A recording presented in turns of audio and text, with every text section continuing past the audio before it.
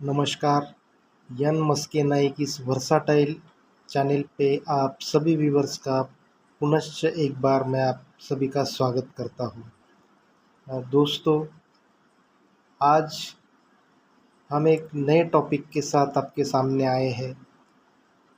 आपने देखा ही होगा कि जो थंबनेल में जो टॉपिक हमने दिया है उसका नाम है जो बोया वही काटोगे और विजय हमेशा सत्य की ही होती है।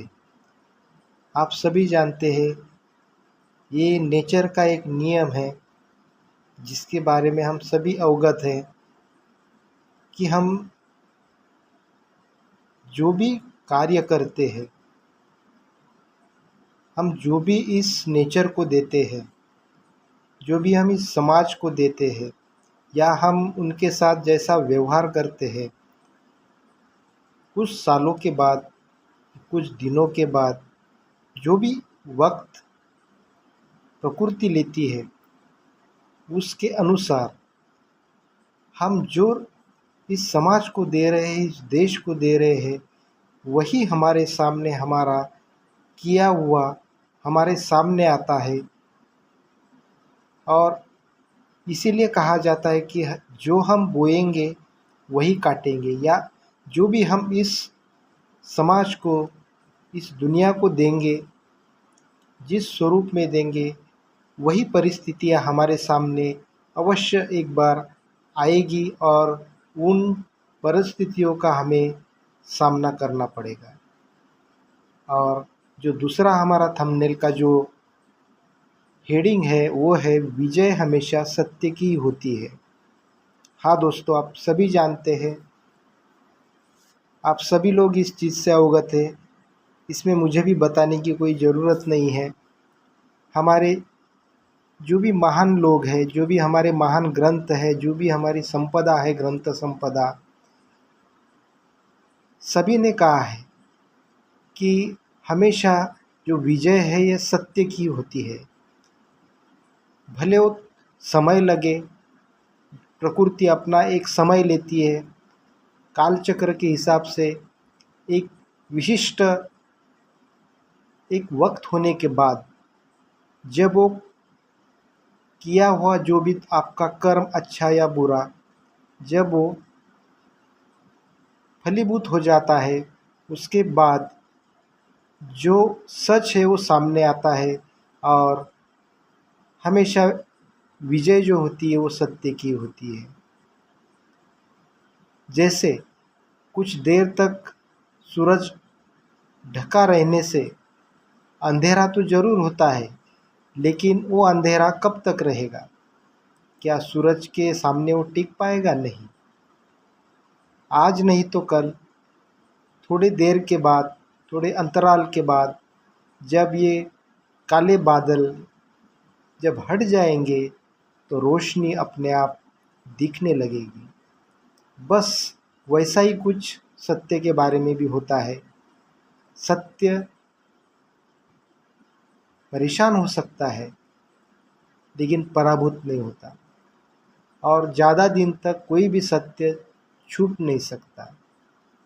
आप कितना भी छुपा लो, जो सच्चाई है वो सामने आ ही जाती है।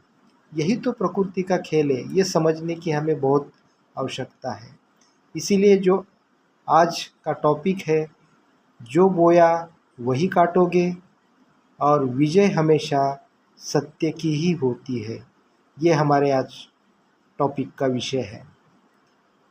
दोस्तों, मैं सभी को इस 78 इंडिपेंडेंस डे की आपको शुभकामनाएं देता हूँ। बहुत दिन से दिमाग में चल रहा था कि एक ऐसा कुछ वीडियो बनाए जो इस थंबनेल के बारे में मैंने सोचा था, और ये विषय मैं आज आपके सामने लेके आया हूँ। दोस्तों, आप सभी जानते हैं, कोई भी देश, कोई भी राष्ट्र जब उसका निर्माण होता है, या कोई राष्ट्र पहले से ही है और वो सदियों से चलता आ रहा है, या फिर इस अंतराल में बड़े लंबे समय में जब कोई नया राष्ट्र का भी निर्माण होता है, तो किसी भी राष्ट्र का जब निर्माण होता है तो वो राष्ट्र लंबे समय तक रहने के लिए और वहाँ के लोगों को अच्छी तरीके से रखने के लिए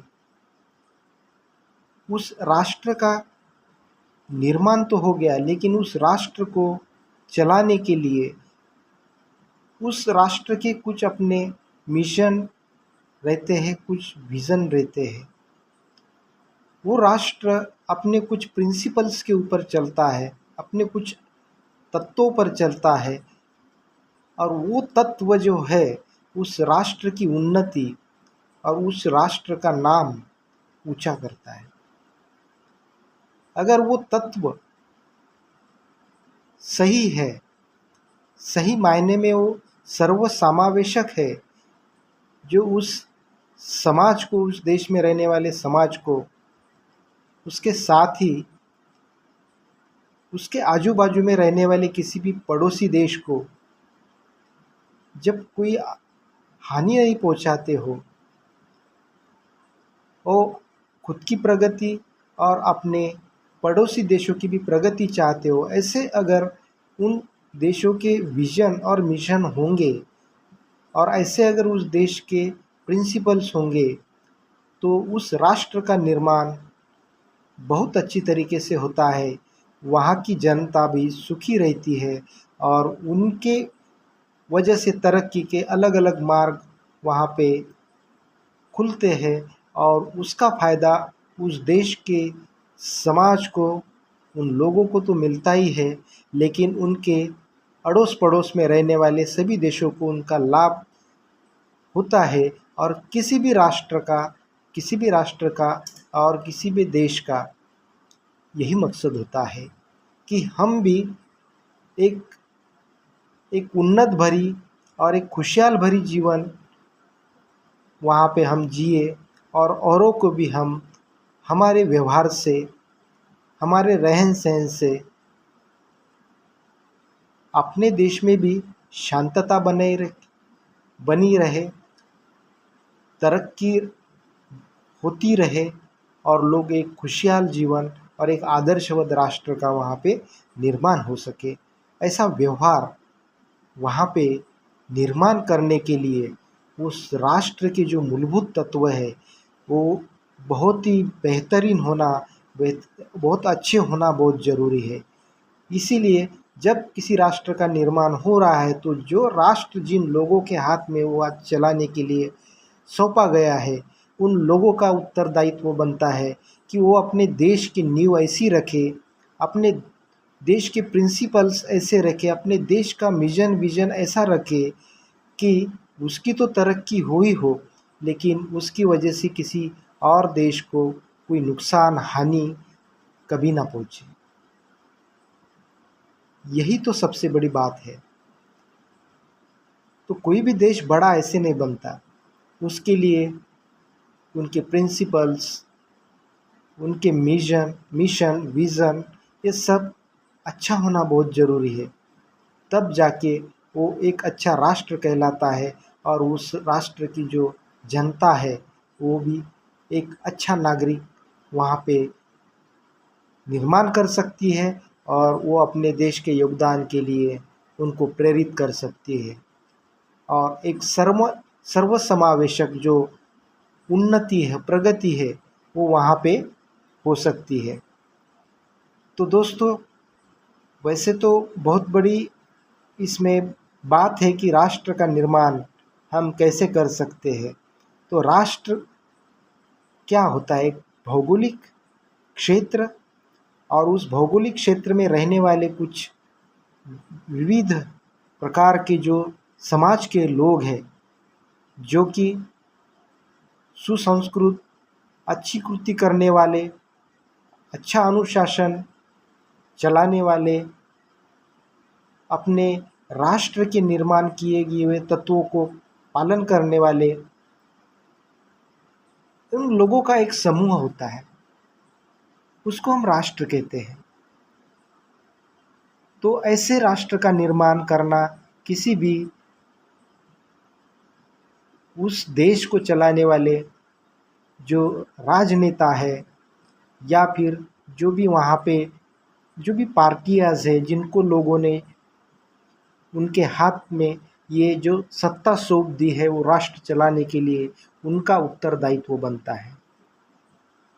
तो ये है अच्छे राष्ट्र की पहचान और अच्छे राष्ट्र निर्माण का एक उदाहरण। तो दोस्तों, आप लोग जानते ही हैं कि आज की स्थिति में हमारे पूरे वर्ल्ड में, पूरे इस विश्व में जो आज का जो माहौल चल रहा है, वो माहौल इस तरीके का हो गया है कि हम अंदाज़ा नहीं लगा सकते कि हर कोई राष्ट्र, हर राष्ट्र में बहुत सारे प्रॉब्लम्स वहाँ पे क्रिएट हो रहे हैं। आर्थिक, सामाजिक, ऐसे बहुत सारे इश्यूज वहाँ पे क्रिएट हो रहे हैं। अगर हम देखा जाए यूरोप कंट्रीज़ और जैसे अमेरिका जैसे प्रगतिशील राष्ट्र, बहुत ही डेवलप राष्ट्र जिसको डेवलप कंट्रीज़ हम कहते हैं, इनके पास तो बहुत सुबत्ता है, इकोनॉमी अच्छी है, हर चीज़ में वो डेवलप है, टेक्नोलॉजी में डेवलप है, मेडिकल साइंस में डेवलप है, डिफेंस में डेवलप है, हर चीज़ में उन्होंने तरक्की की है। लेकिन क्या आप जानते हैं, या सभी राष्ट्र के जो तत्व है, जिस तत्व से वो राष्ट्र का निर्माण हुआ है, उस राष्ट्र के विजन के अनुसार वो काम कर रहे हैं? अगर कर रहे हैं तो अच्छी बात है, अगर नहीं कर रहे हैं तो वही प्रॉब्लम हो जाती है कि जब हम किसी राष्ट्र का निर्माण होता है, मैंने पहले ही कहा है कि किसी राष्ट्र का निर्माण होता है, नींव रखी जाती है, या वो राष्ट्र पहले से ही कुछ अपने सांस्कृतिक और एक राजकीय मूल्यों के साथ जब वो आगे बढ़ता है, तो उसके जो तत्व है, जो प्रिंसिपल्स है, अगर वो सही है तो वो अपने साथ अपनी तरक्की तो करेगा ही, लेकिन अपने पड़ोस में रहने वाले, आजू बाजू में रहने वाले सभी देशों को अब साथ में लेके चले गए और उनकी भी तरक्की में उनको सपोर्ट करेंगे। एक खुद के देश में और उसके साथ साथ अपने अड़ोस पड़ोस के देश में और पूरे विश्व में वो एक शांति चाहेंगे, और वो शांति उन्हीं मूल्यों के ऊपर डिपेंड करती है जिन मूल्यों के आधार पर उस राष्ट्र का निर्माण हो चुका है। जैसे कि हम एग्जांपल लेते हैं अमेरिका, जो कि बहुत ही डेवलप कंट्री है, आप सभी जानते हैं। जिस वक्त पूरा देश, हमारा भारत देश या इस दुनिया के बहुत सारे देश अपने इंडिपेंडेंस के लिए लड़ रहे थे ब्रिटिश साम्राज्य के खिलाफ, ब्रिटिश जो साम्राज्य है उसने पूरे वर्ल्ड के ऊपर राज किया है, और अमेरिका भी उससे अछूता नहीं रहा, उसके ऊपर भी ब्रिटेन ने राज किया है। लेकिन कंपैरेटिवली अगर देखा जाए तो अमेरिका, हमारे भारत का अगर एग्जाम्पल लेते हैं, हमारे भारत से पहले बहुत सारे कुछ सालों पहले वो स्वतंत्र हो चुका, और जब हमारे देश में स्वतंत्रता के लिए लड़ाई चल रही थी, इस देश में आंदोलन चल रहे थे, उस वक्त भारत में बहुत सारी समस्याएं थी। हमारा देश अंग्रेज़ों के शासन के तले दबा हुआ था, स्वतंत्रता आंदोलन चल रहा था, समाज में साक्षरता का प्रमाण बहुत कम था, लोग पढ़े लिखे ज़्यादा नहीं थे, गरीबी थी, और इस देश में खेती के अलावा दूसरा कोई बहुत बड़ा ऐसा व्यवसाय लोगों के पास नहीं था कि जिनके भरोसे वो अपनी आजीविका और अपने देश को एक समृद्ध बनाए। ऐसे हालात में इसके पहले 100 साल पहले अमेरिका स्वतंत्र हो चुका था और इसी वजह से अमेरिका ने जो science and technology, space research, then defence में और मेडिकल और हर एक क्षेत्र में, एजुकेशन, हर एक सेक्टर में उन्होंने ऐसी तरक्की की क्योंकि उनके पीछे जो बैरियर्स थे वो निकल चुके थे। उन्होंने इतनी अच्छी तरक्की कर ली और धीरे धीरे वो इतना साम्राज्य उनका बढ़ता गया और वो डेवलप बन गए और उसकी वजह से उनकी जो इकोनॉमी है बहुत स्ट्रांग हो गई और वो एक आर्थिक महासत्ता करके ये पूरे वर्ल्ड में उभर के आया। और ये आप सभी जानते हैं, ये हमें ज़्यादा इसे बताने की भी ज़रूरत नहीं है। मैं तो इस बात को कनेक्ट करना चाह रहा हूँ कि जो मैंने थंबनेल में जो टॉपिक दिया है, जो बोया वही काटोगे और विजय तो हमेशा सत्य की ही होगी। इसके साथ मैं उसको कंपेयर करने की कोशिश कर रहा हूँ। तो जब अमेरिका स्ट्रांग बन गया तो उसकी वजह से उस राष्ट्र की जो नींव है, जिस तत्वों के ऊपर हुई या फिर जिस प्रकार के प्रिंसिपल्स के ऊपर हो गई, उन उन उन देशों ने उनका अपना एक विशिष्ट ऐसा एक मिशन रखा, एक विजन रखा कि मुझे देश को इस विजन से चलाना है और हमें इस मुकाम तक पहुंचना है, उस मिशन तक पहुंचना है, उस टारगेट को अचीव करना है। जैसे कि हम जब कोई एक आधी परीक्षा में बैठते हैं तो हमारा एक टारगेट रहता है कि हमारा एक एक टारगेट रहता है कि मुझे इतने परसेंटेज मिलने चाहिए, मैं इस मुकाम तक मैं पहुंचना चाहिए। और उस हिसाब से हम क्या करते हैं कि हमारा जो विज़न होता है उसके हिसाब से हम अकॉर्डिंगली हम हमारा वर्कआउट करते हैं और हमारे टारगेट तक पहुंचते हैं। तो उसके लिए हमें कुछ प्रिंसिपल्स भी फॉलो करना पड़ता है। अगर वो सब सही है तो हम हमारे टारगेट तक अवश्य ही वहाँ तक पहुँच सकते हैं और हम सफलता प्राप्त कर सकते हैं। तो जैसे हम उदाहरण ले रहे थे अमेरिका। अमेरिका बहुत जल्दी डेवलप कंट्री बन गया और धीरे धीरे वो आर्थिक महासत्ता होने की वजह से और हर क्षेत्र में उन्होंने उन्नति कर ली थी, इसकी वजह से वो इतने बलशाली हो गए और उनका जो तत्व जिस तरीके से चला कि पूरी दुनिया के ऊपर उनका एक इंटरफेयर बन गया कि जब हम कोई चीज़ हासिल कर लेते, स्ट्रांग बन जाते हैं, तो हम हमारे अड़ोस पड़ोस में हम इंटरफेयर करना चालू कर देते हैं। This is the human psychology.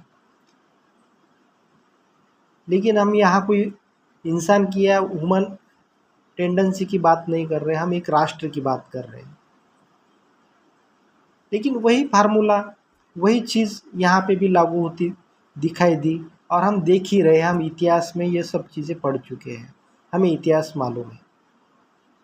इतिहास में भी हम ये पढ़ चुके हैं कि जहाँ पे भी जब कोई ऐसा मामला होता है, दो देशों के बीच में अगर कोई कॉन्फ्लिक्ट होता है, वाद विवाद रहता है, तो वहाँ जाके जो है, जो स्ट्रॉन्ग कंट्रीज़ है, उसके साथ में हम फ्रांस ले सकते हैं, जर्मनी ले सकते हैं, कनाडा ले सकते हैं, हर कोई जो कंट्री है जो पहले से डेवलप है, वो हर जगह में, ब्रिटेन ले सकते हैं। ये दूसरे देशों के बीच में ये इंटरफेयर करते हैं। और फिर ये करने की वजह से क्या होता है कि वहाँ जाके ये अपना जो भी पावर है, इकोनॉमिकल पावर, मिलिट्री पावर, इसका मिसयूज़ करके उन दो देशों के बीच में एक कॉन्फ्लिक्ट होता है और उसको बढ़ाने की कोशिश करते हैं। और उसके बाद में आप जानते हैं कि ऐसे बहुत सारे एग्ज़ाम्पल्स हैं कि वहाँ पे उस राष्ट्र की दुर्गति हो जाती है और फिर वहाँ जाके ये अपना और वहाँ पे सिक्का जो है मजबूत कर लेते हैं और ऐसे धीरे धीरे धीरे विश्व में यह अशांति फैलती रहती है। आज आज के परिप्रेक्ष्य में हम देखा जाए तो आज की परिस्थिति क्या है। अगर हम लेटेस्ट न्यूज़ लेते हैं बांग्लादेश की, आज बांग्लादेश में क्या हो रहा है। आज बांग्लादेश में जो गृह युद्ध का जो वहाँ पे मामला सामने आया है, एक छोटे से आंदोलन का इतना बड़ा जो रूप वहाँ पे दिखाई दिया है, ये कोई घटना अचानक होती है? नहीं। तो इसके पीछे जो भी ताकतें हैं जो शांति नहीं चाहती है या दो देशों के बीच में कोई ऐसा संकट पैदा करना चाहते हैं, तो ये उनका असली मकसद होता है। और जो भी ऐसी ताकतें हैं ये ऐसा वर्कआउट वहाँ पे करते हैं और ये किस लिए, तो खुद को मजबूत करने के लिए, खुद का जो पावर है वो दिखाने के लिए और खुद को सर्वश्रेष्ठ बताने के लिए। आप सभी जानते हैं। मैं वही कह रहा हूँ कि आप ऐसा करते क्यों हैं। इसका रीज़न ही वही है, मैंने पहले ही कहा कि राष्ट्र का निर्माण हम किस तत्वों के मूल्यों के आधार के ऊपर किया है। अगर हमने ये सोच के किया है कि कुछ भी करें हम अच्छा या बुरा किसी भी तरीके से हम ऐसा व्यवहार करेंगे और हम ऐसी पॉलिसी रखेंगे, कुछ भी करके मुझे इस वर्ल्ड में बेस्ट रहना है, नंबर 1 रहना है, चाहे उसके लिए अच्छाई का मार्ग या चाहे उसके लिए बुरा मार्ग, या फिर अपनी ताकत का इस्तेमाल करके वहाँ पे हम अपना जो पावर है वो दिखाना चाहते हैं और ये बताना चाहते हैं कि सबसे बड़े पावरफुल हम ही हैं और सबको हमारे आगे झुकना चाहिए। जब आपके राष्ट्र के अगर मूलभूत तत्व ही वही होंगे तो हर इंसान में वही तत्व आ जाएंगे और वो उसी तरीके से व्यवहार करेंगे और वो भी 100 ऑफ ईयर्स, जितने साल उसमें चले जाएंगे वो आपके देश को एक वो डिसिप्लिन वैसे ही लगेगी। आपके लोगों को आपका निर्माण भी, आपके देश में लोगों का निर्माण भी उसी तरीके का होगा जो आपने वहाँ पे अपने प्रिंसिपल्स बोए हैं, उसकी उपज आपके देश में निकलेंगी। फिर यही सालों साल, हजारों साल इसी तत्वों के ऊपर आप रहोगे और उसी के जैसा व्यवहार करोगे और उसकी वजह से पूरे देश में, आपके खुद के और अड़ोस पड़ोस के और पूरे विश्व में आपके वो तत्वों के ऊपर चलने वाले ये जो लोग हैं ये उसी तरीके से अपना सरकार चलाएंगे, गवर्नेंस चलाएंगे और उसी तरीके से व्यवहार करते रहेंगे और पूरे वर्ल्ड में एक ऐसी, तो इसीलिए किसी भी राष्ट्र का जो निर्माण हमें करना है तो ये सोच समझ के करना चाहिए कि हम उसको एक अच्छे मूल्यों के आधार पर चलाएं और उसको अच्छी तरीके से लोगों को एक डिसिप्लिन दें और वो हिसाब से हम अपनी तरक्की करें, ना कि कोई गलत मार्ग का इस्तेमाल करके हम हमारे राष्ट्र की तरक्की नहीं कर सकते। अगर हम करते हैं तो हमारे आगे आने वाले फ्यूचर में हो सकता है कि वही परिस्थितियाँ हमारे भी सामने आ सकती है। और आज का जब हम माहौल देखते हैं पूरे विश्व में, तो आगे होने वाली घटनाओं की आहट या आजकल जो भी इस विश्व में चल रहा है, उससे कुछ चीज़ों की आहट हमें ऐसे दिखती है। और एक हम अंदाज़ा लगा सकते हैं कि ये जो परिस्थितियाँ है, ये परिस्थितियाँ इस विश्व को कहाँ पे लेके जाएगी। अगर उदाहरण के तौर पे देखें तो लेटेस्ट उदाहरण मैंने आपको कहा बांग्लादेश में जो हालात है, वैसे ही हालात इसके पहले श्रीलंका में भी हुए। कुछ महीनों पहले फ्रांस में भी नया गवर्नमेंट वहाँ पे चुन के आया, उसके बाद में वहाँ पे भी वही हालात वहाँ क्रिएट हुए। इधर रशिया यूक्रेन वॉर चल ही रहा है। उसके बाद में ब्रिटेन में भी बहुत सारी जगहों पर, शहरों में भी ये ऐसे हालात, वहाँ पर अशांति के माहौल और हालात वहाँ पे भी दिखाई दे रहे हैं। तो अगर हम देखें तो पूरे विश्व में कहीं ना कहीं कोई भी राष्ट्र, डेवलप कंट्री हो या अनडेवलप कंट्री, जो भी है, वो इस माहौल की वजह से परेशान है। और उसकी वजह से आम नागरिक, उसके साथ साथ देश की इकोनॉमी, इनको बहुत बड़ा नुकसान हो रहा है। तो क्या ये वो तो चीज़ नहीं है कि आज तक जो बड़े राष्ट्र थे या डेवलप कंट्रीज थे जो हमने बोली है, उन राष्ट्र ने, उन लोगों ने जो भी परिस्थितियाँ दूसरे देशों के सामने रखी थी, दूसरे देशों के सामने और दो देशों के बीच में वैसा व्यवहार किया था और उस देश में वैसा माहौल बनाने की कोशिश की थी, जिसकी वजह से उनका सिक्का चले और वो खुद को पावरफुल बनाए और हम पावरफुल है बनाने का दिखावा करें। आज वही तो चीज़ें उनके सामने, बहुत सारे यूरोपियन कंट्रीज़ में ये चीज़ें सामने आती हुई दिख रही है। जो उन्होंने दूसरे राष्ट्रों के साथ किया, वहाँ पे जैसे हालात पैदा करना चाहे, वही हालात आज यूरोपियन कंट्रीज़ में भी हो रहे हैं।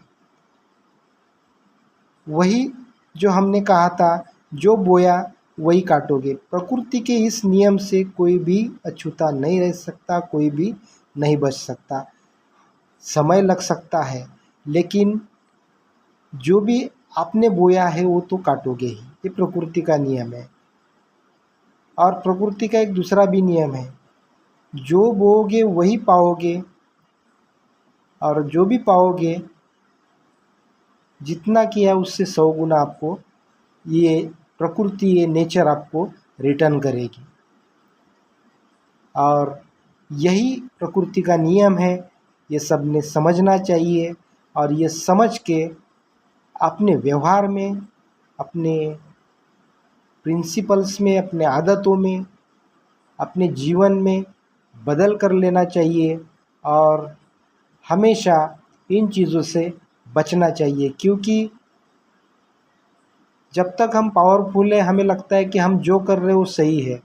लेकिन वक्त का पहिया, समय का पहिया जब घूम जाता है, क्योंकि समय, ये उसको काल चक्र कहा गया है, उसका नाम ही है काल चक्र। वो चक्र है।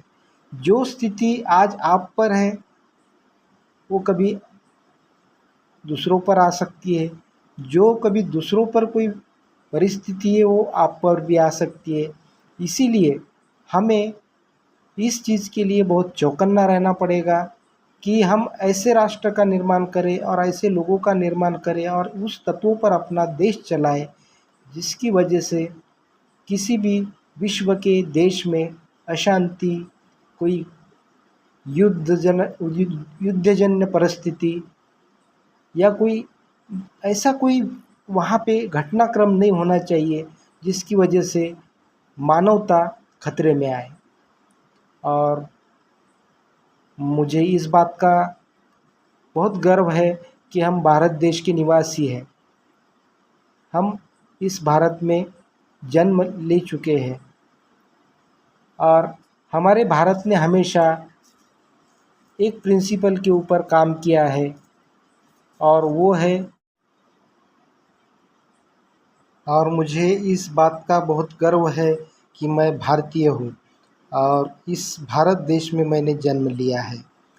आप सभी जानते हैं दोस्तों, भारत देश का हमेशा एक तत्व रहा है जो जिस बात की मैंने यहाँ पे चर्चा की है कि कोई भी देश का मिशन और विज़न और उस देश के तत्व ऐसे होने चाहिए जिसकी वजह से उस देश का नाम रोशन हो और उस देश का नाम हर पूरे वर्ल्ड में उसका नाम लिया जाए, आदर युक्त लिया जाए।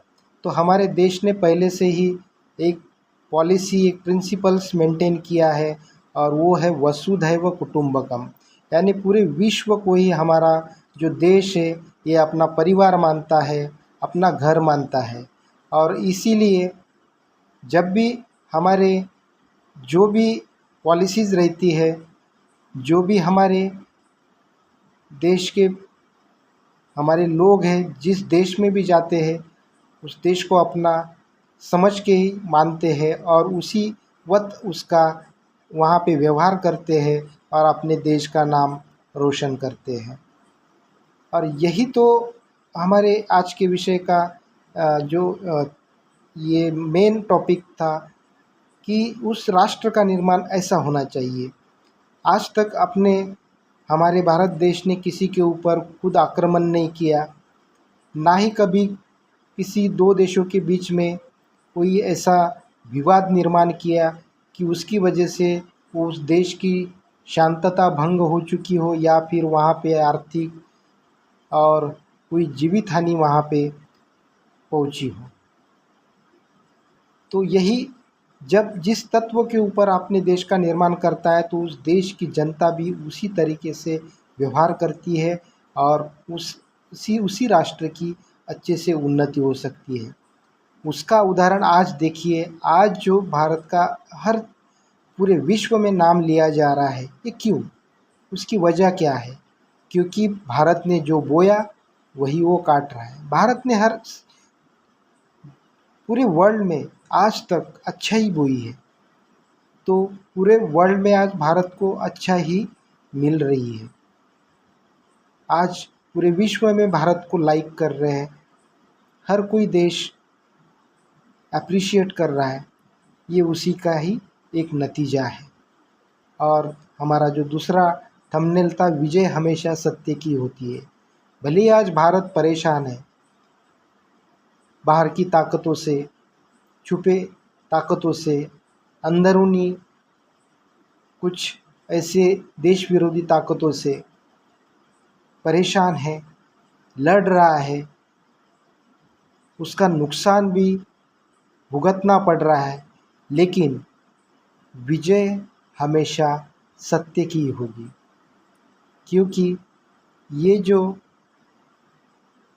वाक्य है और ये जो हमने यहाँ पे जो मेंशन किए हैं, ये हम नहीं कहते, ये धर्म भी वही कहता है और ये किसी भी देश की नीति और कोई भी नीति तज्ञ भी यही कहता है कि विजय हमेशा सत्य की होगी। इसीलिए आज जो भी वर्ल्ड में, पूरे विश्व में जो माहौल है, जिन लोगों ने, जिन देशों ने जो बोया है, वो आगे होने वाली घटनाओं की आहट या ये जो घटना है वही दिखाई दे रही है, वही वहाँ पे महसूस हो रहा है कि इन्होंने जो आज तक बोया है, अभी टाइम आ गया है उन्होंने जो बोया वो फसल उनको काटनी पड़ेगी। और जो आज तक परेशान था, वो जो भी परेशान था, किसी भी कारणवश उसके सामने बहुत सारे प्रॉब्लम्स क्रिएट हुए थे, उसकी हमेशा जय होगी। तो जो सत्य के राह पे चला है, हमेशा विजय उसी की होना है। दोस्तों, इस टॉपिक को आज यहीं पे भी हम समाप्त करते हैं और कोशिश करते हैं कि आने वाले वीडियो में दूसरे नए टॉपिक के साथ आपके सामने आए।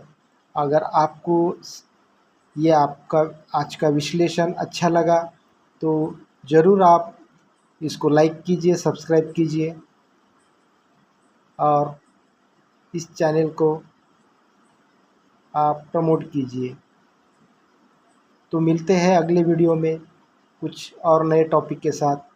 तब तक के लिए धन्यवाद।